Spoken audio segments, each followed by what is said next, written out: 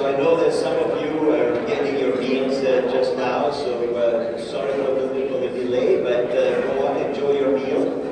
And let's welcome our car salesman extraordinaire. Mr. Brian Guys for the secretary. Thank you, Andrew. Wow. Welcome. Quick question, by show of hands, who's been to a fellowship meeting? Did you enjoy it? We'll spread it around a little bit, right? Next fellowships are right around the corner, and we need some more hosts. So if you'd like to share some information with your fellow Rotarians, please see Darlene or Lauren. We need a few more hosts for the fellowship meeting that's coming up on March 24th. The District 5450 conference is going to be held April 22nd to the 24th in Breckenridge, Colorado. You can make your reservations by going to www.rotary5450.org. This week's Birthitarians, this is your week, please stand up. No Birthitarians here? I'm sorry? Anybody? All right. Foundation Support Committee has set up a table for you today. Craft beer is there if you've contributed $100 or more to the foundation to help win the Denver Boulder Challenge. A Paul Harris Fellow Recognition Pin if you missed the early recognition meeting. And Don also has a fax brochure and annual report, so you can go over there for more information. Don, you're going to be over there after the meeting? Okay, very good. So, for the last couple of weeks, we've talked to you about a shopping cart race, and in a minute we're going to have an update on that. So, visiting people today, we have prospective new members. Bob Heiserman as the guest of Marco Antonio Artea. If you'd all stand up and we can recognize you after I give everybody your names. John Baker is here, sponsor of Chris Peters. Mark Donovan has two guests, Lindsay King and Hannah Lees. Welcome.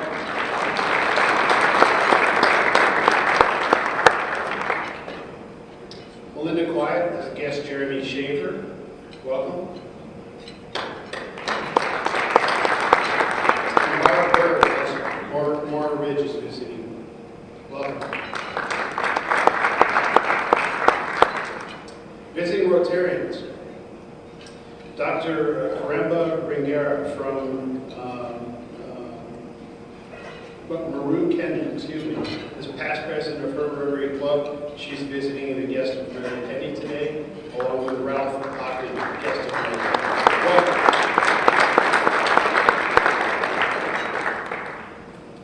So, a quick update on shopping cart races.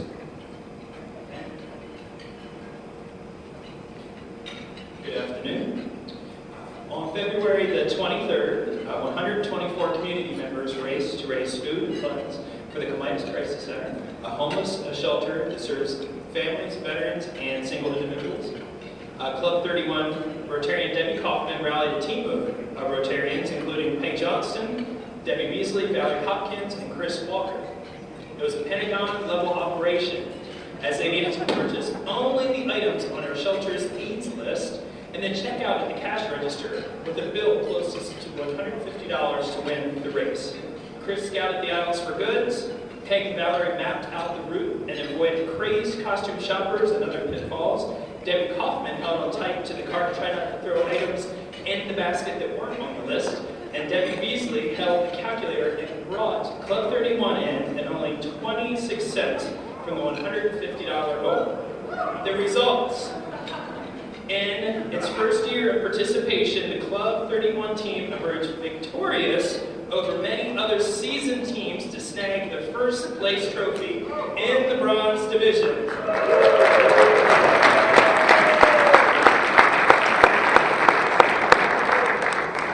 And the event itself raised and netted $46,558, which equates to 25,200 meals for the homeless. Well, thank you, team. It's so much fun to be a Rotarian. But you know, that life is not all about the business world. And I think that what truly brings joy into our life is art. So to talk to us a little bit about the fun check presentation, the king of direct mailing, Mr. Todd Baker.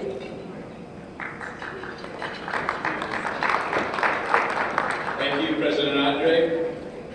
Well, the Rotary Club of Denver is proud of its long-standing support and involvement with the Scholastic Art Awards in Colorado. Scholastic Arts has been here since 1949, and Denver Rotary has been the principal funder for the last 33 years. In fact, Denver Rotary and the Denver Rotary Club Foundation have a wonderful history with the visual arts going back to the 20-year run of the Artists of America show. And we're proud to give back to youth education and arts in our community through our involvement with Scholastics. 1 week from today, you have a wonderful opportunity to see the best in middle and high school art in the state, when our club will have an evening event in place of our regular Thursday luncheon at the History Colorado Museum. The time is 5:30 to 7:30. There'll be drinks and hors d'oeuvres. For regular members, the cost is included in your membership dues. It includes 1 drink ticket. For other member categories, as well as guests, the fee is $25. Again, including 1 drink ticket, and then there'll be a cash bar if you've had a tough day and you need a little bit more. There will be no program that night. It's purely networking, socializing, and seeing and discussing the art. There'll be a jazz combo from Gateway High School to entertain us.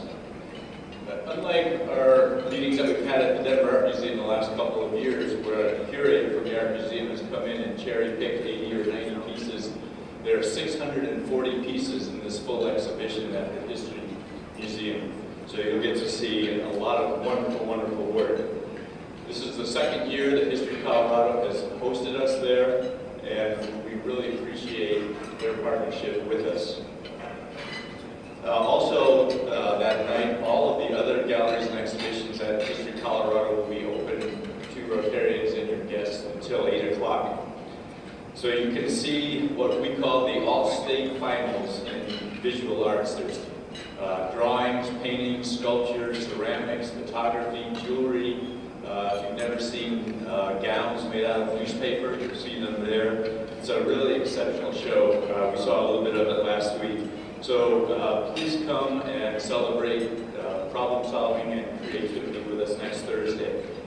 There's a hard reservation deadline of tomorrow. There'll be another email blast sent out this afternoon, so if you haven't responded, please be sure to do so.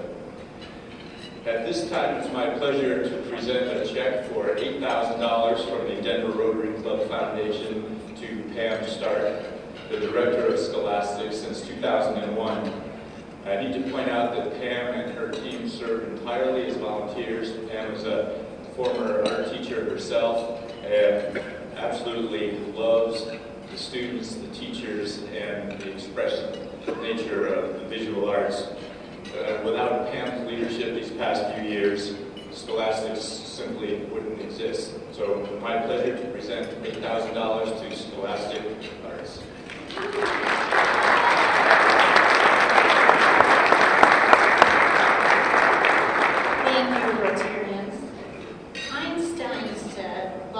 Will get you from A to Z, but imagination will get you wherever you want to go. There are lots of brilliant people like Einstein, but they did not ask, what if? We asked 2 years ago, what if we find a place that would accept all our work? It would be spacious, and would honor the state Scholastic Art Show. We found it with History Colorado Center. Then we asked, what if we increased our numbers to 6,000 pieces that were entered this year from 1,200 schools in Colorado. Scholastics is the longest running and largest and most prestigious art program in the United States. Participation in scholastics allows students to develop their talents by testing their skills, their creativity against their peers, both on a regional and national level. It brings them recognition, receiving gold keys, silver keys, and honorable mention by having their work on display. Even those who do not win at scholastics benefit from the exposure of seeing all this wonderful work. They learn that innate talent must be nurtured by hard work and diligent practice. This is just a beginning, and you guys are all part of that. The scholastic art identifies young artists before the world takes notice of them. The young students that are in our neighborhoods may not become artists, but they are visionaries, leaders, and entrepreneurs. This year, as we have said, they're showcasing 640 works, and it'll be from February 12th to March 18th. Out of those 6,000 works, there were 290 portfolios. And this year, we're proud to announce that we gave away, or this universities and colleges gave scholarships for $300,000. This would not be possible without your help. I sure hope that all of you come to the cocktail party and see the fantastic work. I have been told that we have a proud grandfather whose son is not only a gold key winner, but there is a prestigious award that's given to 5 works, and it's called the American Vision Award, and he is one of them. So do you want to stand up?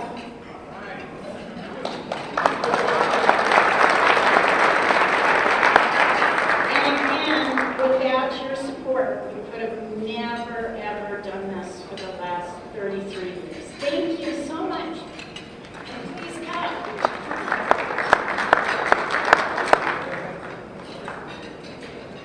You know, we are, as human beings, profilers, right? We always have profiling, and we say that men never listen, or that women talk too much, or that New Yorkers are this, Mississippians are that.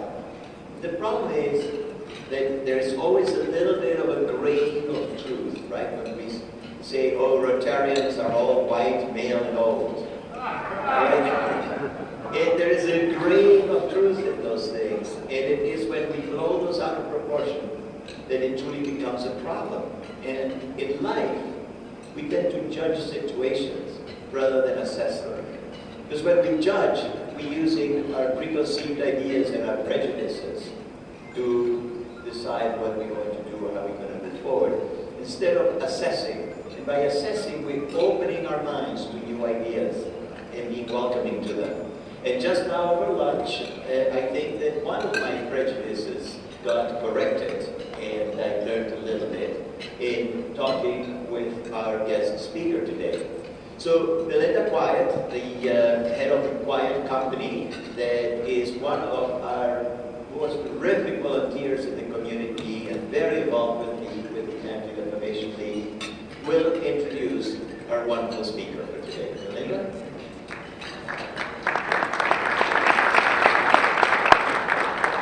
Good afternoon, Rotarians. I have the privilege of introducing Qusayr Mohammed. Qusayr is a founding partner of Raqqa Mohammed LLC.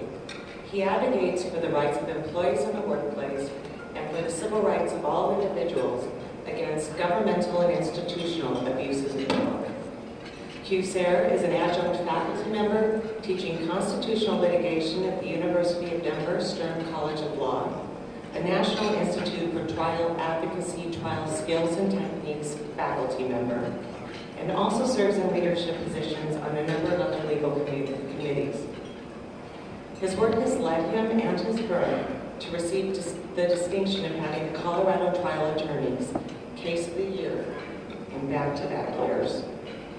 You may recognize QSAR's name as he is often in the media due to his representation of victims of civil rights and employment abuses.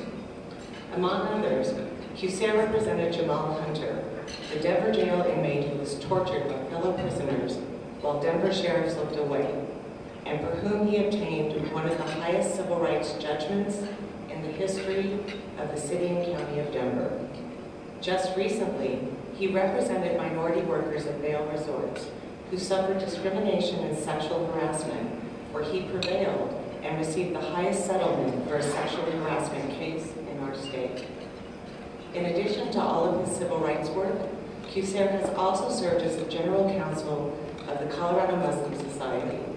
The Colorado Muslim Society operates one of the largest Muslim organizations in the country, with over 5,000 members, and operates the mosque on Parker Road near Havana. The writer of the pop culture crime television show Scandals has crafted a protagonist of the show, Olivia Pope, who reminds her team that they are gladiators in suits. They are the people who take on the battles against worthy opponents that no one else will. Personally, I see the gladiators as people who hold the system accountable when it is acting within discretion or unfairly against members of their community. We are fortunate today to have one of those gladiators and visionaries here. He is personally one of my heroes because he represents the vulnerable members of our communities who need protection. Please help me welcome QSAR Muhammad.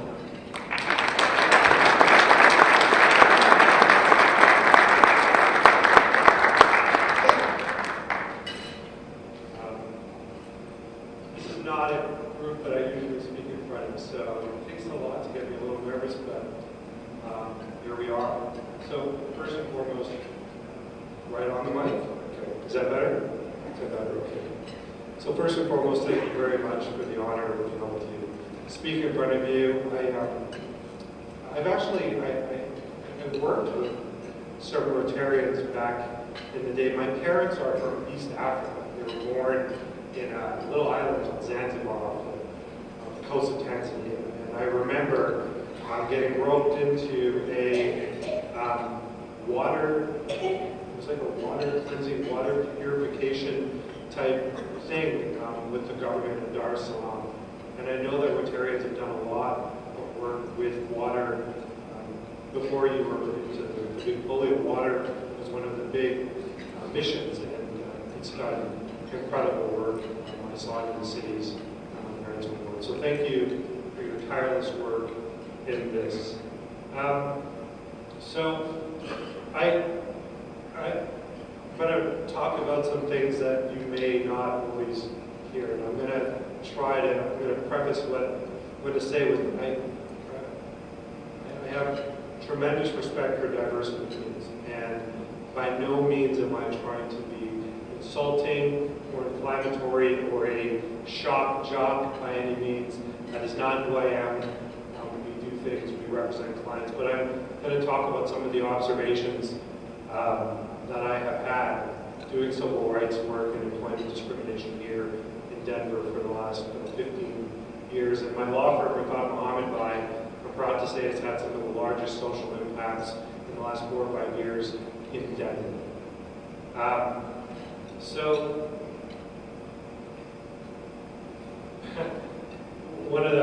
start with a joke. I have a good Jewish friend. He says, "Well, you're voting for Bernie." I said, "Well, the problem with Bernie is that he comes to the 1%. But what happens when he comes to the next 1% to fund all those things?" And I realized as I'm getting older, even me, I've started maybe taking on more conservative type viewpoints of our system, having children in the neighborhoods and whatnot. So perhaps the gaps are not as far as you think.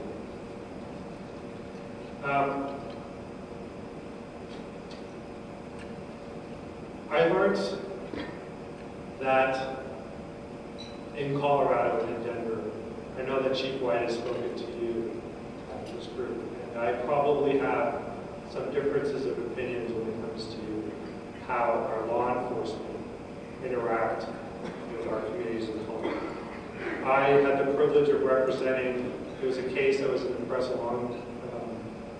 it was a lot about 3 years ago, the Denver diner cases. There was a video that was shown on the press a lot. And there was these 2 police officers, and one of them had a big cigar, and he had a billy club and a big belly, and he was clubbing these girls, 4 of them, who had just gone out. One of them, she had just graduated from Colorado Christian College. She was the first graduate in her family. And she had gone to a barbecue, and she had her grandmother had given her a lei, and they were celebrating. Not intoxicated, nothing like that. And these officers felt the need to use extreme violence on these 4 women. What the case showed for the first time is that Denver had a wholesale systemic problem when it came to disciplining its officers. The Denver Police Department has gone through some major reforms, but it has its issues. Its law enforcement officers still, when it comes to communities of colors, are very quick to pull triggers. And I think as we sit here today, and anyone who's scrolling through the news today, our issues of gun violence by police officers and against police officers today in Colorado has probably reached peaks that is absolutely disheartening. So the question is, how do we get here? How is it so bad? Police officers are being shot at, and they are shooting more than they ever have. And this is what cycles of violence look like. And here we are in 2016 in some of the worst cycles of violence between communities of color and law enforcement. And it is a tragic situation we are in.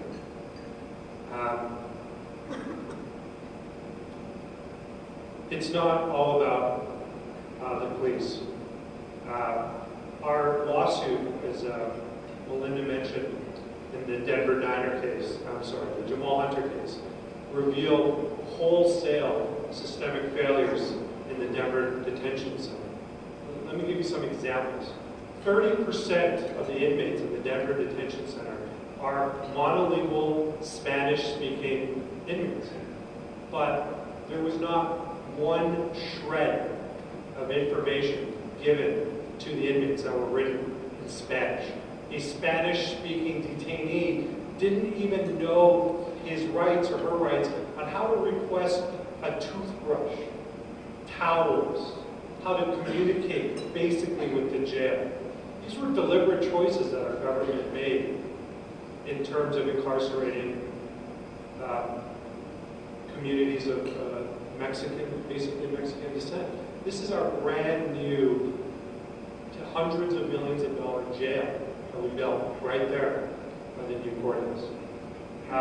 Our case eventually had the sheriff resign over the amount of just rank failures to investigate, to discipline, and it basically was becoming a gulag. I can tell you that because of this case, major changes were implemented. They brought in many advisors, many consultants. The independent monitor started making changes. The new sheriff has embraced them. A lot of them were staffing issues. They work 12-hour shifts, oftentimes 5-6 days in a row. It is a horrible, it is a very difficult job to do. These types of abuses occur right here in our communities. We represented in the Wyoming marriage equality case, my law firm, and we're proud to have eliminated, I went to the University of Wyoming, and we are proud that we eliminated the bans on same-sex marriage in Wyoming. Right here, there's a nightclub, spitting distance from here. I won't name its name, but it rhymes with Chloe. They had policies in place where they would tell the bouncers on Fridays and Saturdays at a certain time, between 10 and 12, we need to stop playing so much hip-hop music. We don't want it to look so ghetto in our clubs. And they started using things like dress codes to start turning away members of the African American community. The Colorado Civil Rights Division did a very thorough investigation and found systemic discrimination. These are turnaway cases. And if you think about it, turnaway cases are what started the civil rights movement here in America. Get off my, don't sit on my bus, don't live in my neighborhoods, you may not eat at my counters, don't go to our schools. It was the impetus of the law change, but it occurs right here within spitting distance of where we're having this lovely meal.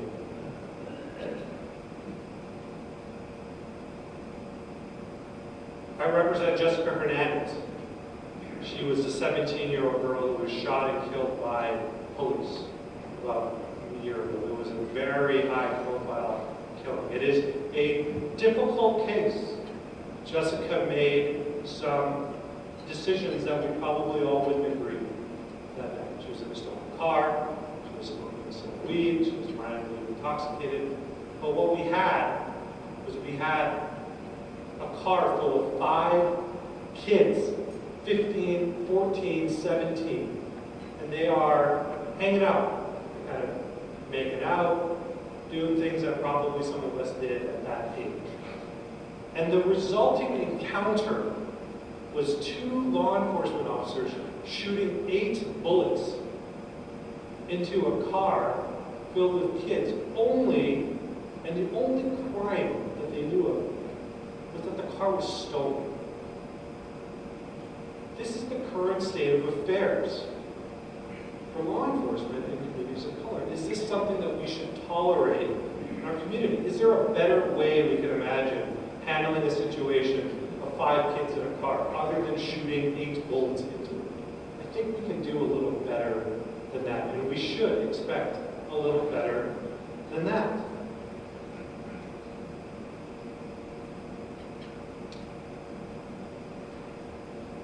Recently, we obtained a $3.9 million verdict from a Denver jury, which will probably be estimated to about closer to $5 million.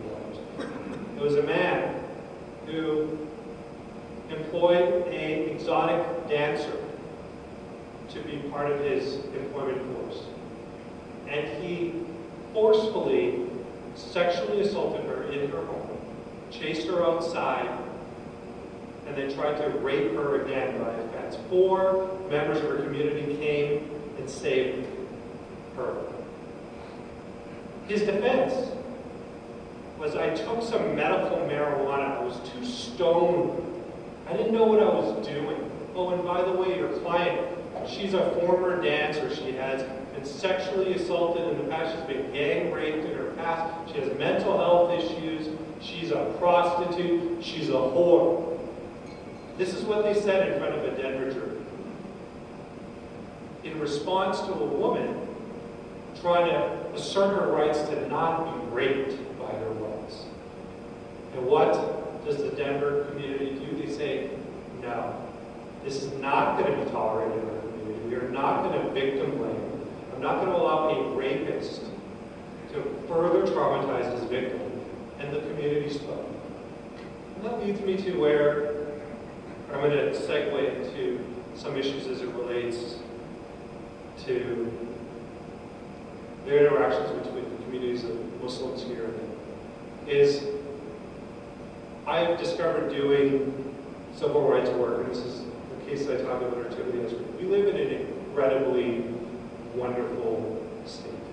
We are fortunate to live in a place where tolerance and acceptance and diversity is so embraced.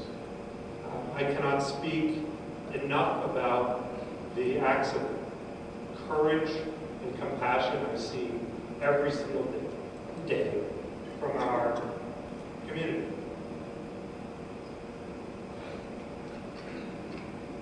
But, as Melinda said, I'm going to talk a little bit about my experiences being the general counsel to the Colorado Muslim Society, and I advise many of the local mosques. There's actually 12 mosques in the Denver metro area. The estimates of Muslims in Colorado range. There's no census on religion.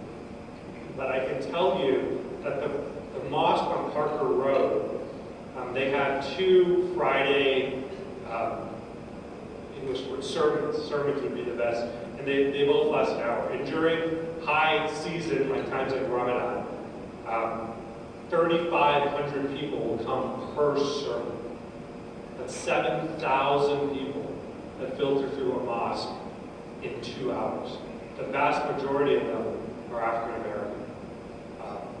Refugees from Somalia, Ethiopia, Sudanese, and they're not all refugees. There's a lot of Pakistanis, and it's a complicated community. But there is an estimation between 50 to 75,000 Muslims in the Denver metro area. And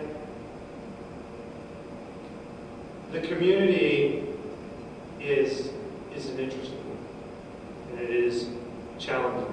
We have issues like every other community, but I can say that I'm proud of some of the steps that they have taken for outreach. One of the things that how I know Melinda is through our work with the anti-defamation. There was we're going on, I think it was December 2014, there's a woman, I don't know if some of you know her name is Pamela Geller. She would be a shock job. She promotes hate, is how I would say it. She promotes hate against Muslims, high Islamophobia rhetoric. Her big thing is she puts things on buses and in subway systems in Boston and New York, and it came to Denver. And on the light rail, she put up these messages, we're just Muslims kill X amount of people every year, and that sort of thing. And it was very hurtful and offensive. And I can tell you that the response of the community was fantastic. The community respected the First Amendment rights of Ms. Geller. And in fact, what they did is they reached out to their Jewish brothers and sisters, and they started a campaign of love. The community came together, and they started putting a Love Thy Neighbor campaign everywhere that Pamela tried to put her hate speech. It was a tremendous time where the communities came together. The First Amendment and Muslims is a very important thing. I can tell you right now, if there was somebody who wanted to take a huge, big stack of Qurans and go onto the 16th Street Mall and start burning them in this big bonfire, I would be the first person to represent that person if the police came to try to arrest him. Because the First Amendment is a rough and tumble place. And as a Muslim lawyer, I would safeguard that person's right. There's a saying, it's a play, a Manimal Seasons, you protect the rights of the devil for your own personal safety. And this is a concept that resonates loud and clear.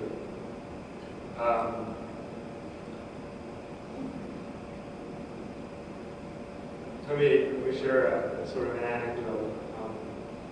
I'm on my way to Pittsburgh, and there's this really beautiful piece of property owned by a Muslim community right outside the University of Pittsburgh. It's about 3 acres, beautiful prime land. And they're in this litigation internally.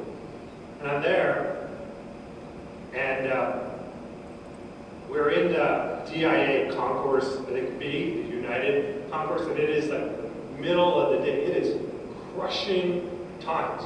Every gate is being used, and it is just a beehive. And I'm with one of our imams. His name is Imam Kareem. And prayer time. And I'm like, okay. So he's like, we're going to go pray. Right? Where? He's like, right here. I'm like, what do you mean right here? He's like, no, we're going to pray right here. It's prayer time. And he goes, I'm going to go to the bathroom. I'm going to prepare, and then we're going to pray. I call my business partner and I say, I'm going to be detained right now, so you might as well come now, because the imam is about to pray before we board a plane at the crushing time. And he goes, and he's like, starts going like, oh God, right, here we go. And then he looks at me and he goes, no, we're not praying. We'll find a place, there's prayer rooms and other places. We need to have some faith. It was a very interesting experience for me. I'm going to talk a little bit about some of the harder things there is and some perceptions that I've had, things that may perhaps be challenging to your personal ideas about Muslims here in Colorado and abroad. And I'm trying to do this as tastefully as possible. There is a need of communities like yours to hear from communities like mine of what we call this constant condemnation. There is somebody across the world that in the name of some political agenda that they throw in, Islam does some horrific acts, and you feel the need to look to your community here and say, are you condemning this? I don't hear enough condemnation. That's a thing I hear a lot. Why are the Muslims not condemning these acts? If these are people that are actually doing crimes not in their names, why are they not condemning? I have two responses to that. One, there is constant condemnation. If any of you go to Twitter, to social media after one of these events, Muslims are falling over themselves. Just because you haven't heard it doesn't mean it's not happening. Mainstream media does not always show that side of it. It's not a juicy story. But second, I challenge you on this point. Why do you need to hear condemnation from your fellow community members on these things? There is a certain discrimination attached to that. In the sense of, there is this belief that the baseline community, Muslim community member may be supportive or may be violent. And you have to have assurances from your neighbors that we are not violent, that we are not supportive. I challenge you on things such as when Robert Deere Jr., in the name of Christianity, plows down a Planned Parenthood, kills multiple people in the name of Christ to protect unborn children. You did not turn to your fellow community members at that point to hear normative mainstream Christians have to condemn Robert Deere Jr.'s acts of violence in Christianity. I didn't hear any of you condemning Robert Deere Jr.'s conduct on this point. Why? Because you take the belief that, of course, mainstream normative Christians are not violent. We don't need to hear that. It's presumed, it's assumed. I would ask that in those types of situations, you would project those same beliefs about mainstream normative Muslims living in your community in the same ways you are when you see heinous acts performed in Christianity.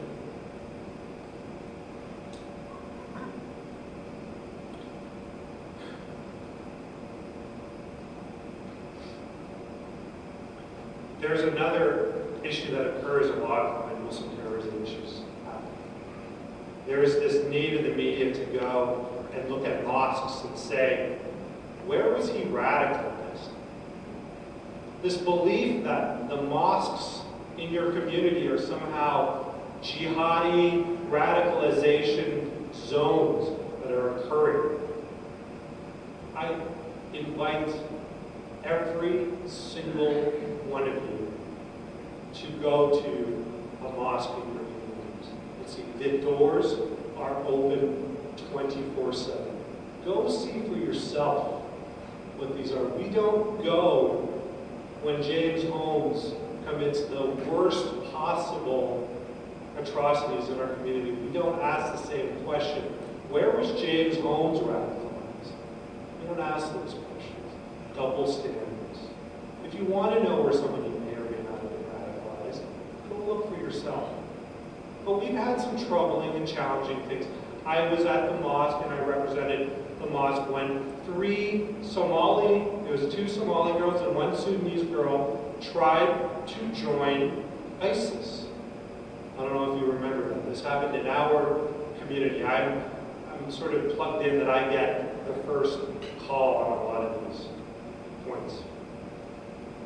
So what happens? It seems scary. What is going on? 3 girls are trying to join ISIS in Colorado. What's going on with the Muslims here in Colorado? Are they all trying to join ISIS? Let me tell you what happened. The fathers were the ones that called the FBI. They were faced with this unbelievably horrible choice of probably letting their girls go and get killed in Syria or reporting them to the FBI. It was the families here in Colorado that self-reported this. And the kids were picked up in Frankfurt and brought back. The U.S. Attorney John Walsh made an incredibly courageous decision not to prosecute. What's the take-home message of that? There's been a change in community policing as it relates to the Muslim communities. The ideas of infiltrators, moles, spies, those types of things, those were failed police tactics. So what has law enforcement done? They've opened themselves up and they've said, hey, why don't we become a part of you? And it was because of that trust where we said, you know, let's call the FBI, let's save these girls from a horrible decision. And you would think, your kids are joining ISIS. Where are the parents, right? These must be horrible parents. How could you not know that your children are being indoctrinated on the internet? How could you know? You must be absent parents. The exact opposite is true. Just like recently, when the mother of the Columbine shooters, she said, I had no idea. It came out of nowhere. I had no idea that my kids were going to shoot up the school. We were good parents. It was the same thing. These were actively involved parents in their kids' lives. Some of you may have a hard time believing it.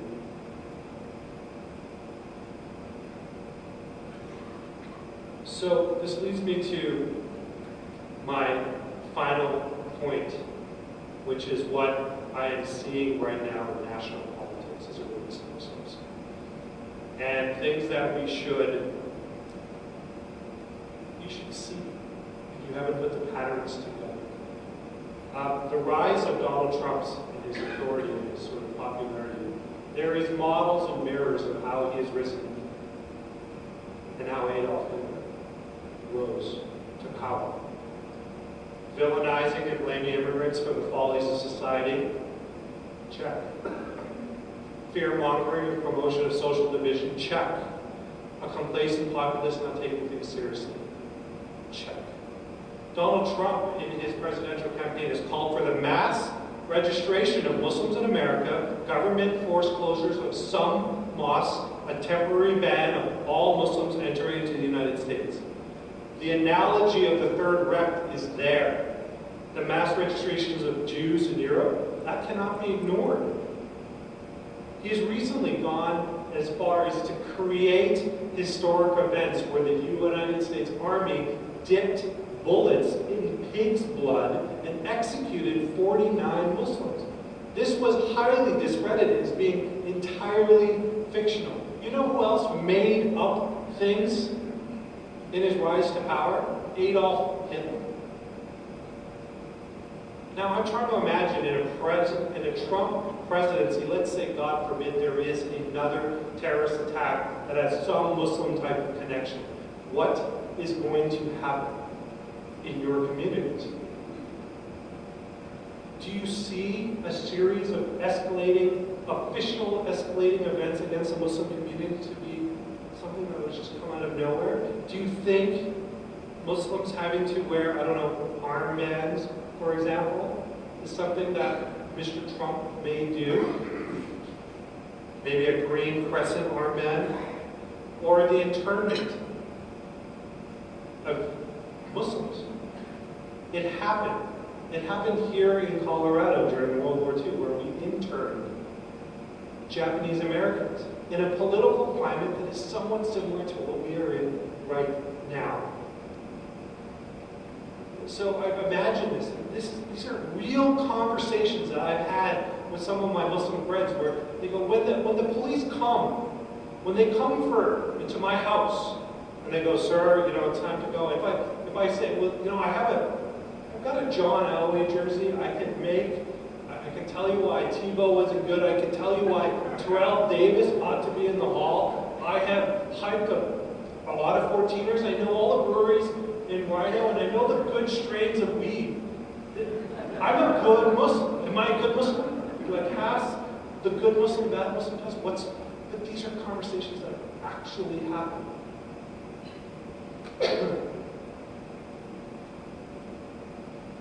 All I can say is the early elements of the darkest and most unimaginable horrific history of our Jewish brothers and sisters are happening right here, right now. And if you don't stand up now, I don't know what is going to happen. We had Jared Polis, a very liberal, progressive United States representative, vote with the GOP to enhance security measures for Iraqi and Syrian refugees. If a United States representative from Boulder cannot be faithfully a champion of civil rights, I don't know what is going to happen. And the Muslim issue is going to be a race issue. 25 to 30% of Muslims in America are black. So when things happen, I'll stop soon. So let me end with one of our former governors, Governor Ralph Tarr. When during the Japanese internment, he famously said, "An American citizen of Japanese descent has the same rights of other citizens. If you harm them, you must first harm me." Governor Carr was well beyond his terms. And I would ask that, Americans from every political and religious affiliation, ethnic, racial background, sexual orientation, whatever your persuasion, flavor, color might be, standing up against hate is important. And I would ask, if they come for the Muslims, I hope that all of you will stand up and say, you know what? If you harm them, you must first harm them. Thank you very much.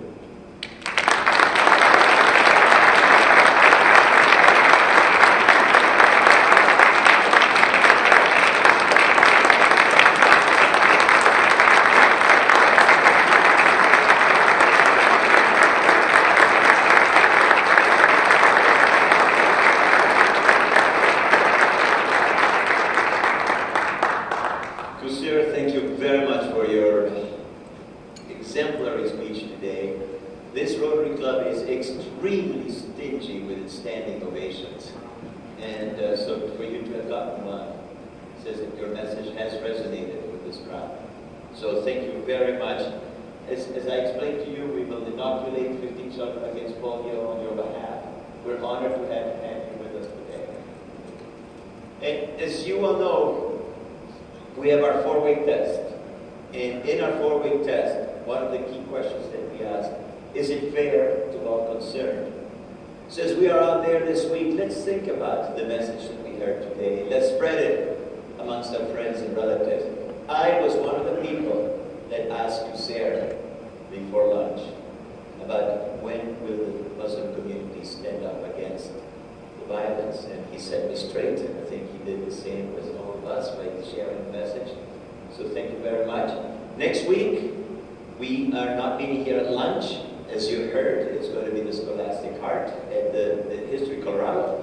So I look forward to having you all over there. Have a terrific week and keep our message in mind. Thank you.